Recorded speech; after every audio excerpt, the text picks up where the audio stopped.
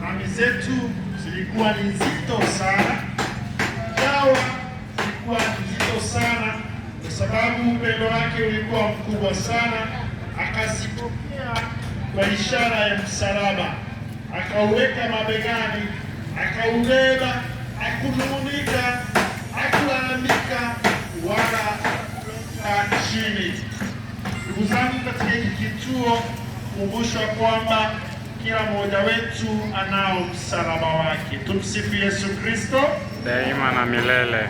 Kila mmoja wetu anao msalaba wake. Unaweza kuwa ni msalaba wako mwenyewe, lakini pia unaweza kuwa ni msalaba kwa ajili ya watu wengine. Msalaba wako unaweza kuwa ni familia yako, msalaba wako unaweza kuwa ni watoto wako, msalaba wako unaweza kuwa ni mwenzako wa ndoa. Swali la kujiuliza na kutafakari katika hiki kituo ni je, naupokea msalaba wangu kwa furaha na upendo ama kwa manung'uniko? Kama unaupokea msalaba wako kwa manung'uniko katika maisha yako, utakuwa mzito zaidi.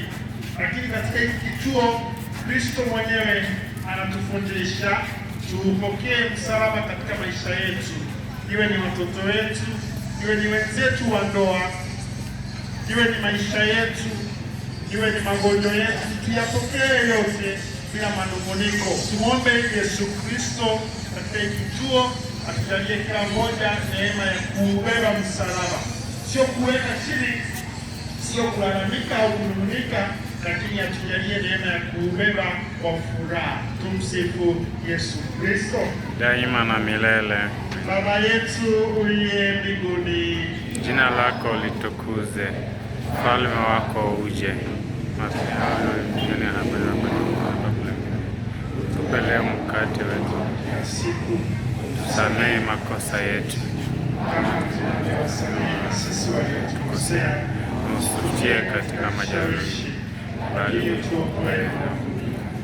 Tumwombe Maria pia tuombee tunapobeba misalaba yetu, tusije tukalalamika, lakini tupate nguvu tukisema salamu Maria, umejawa neema,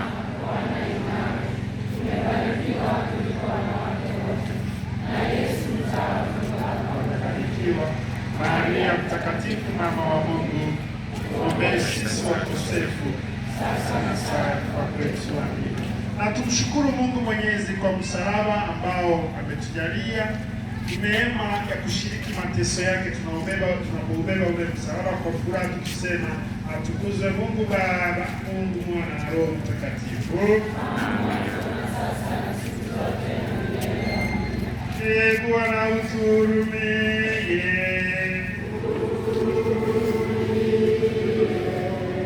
Roho za waamini wapate rehema kwa Mungu, wapumzike kwa amani.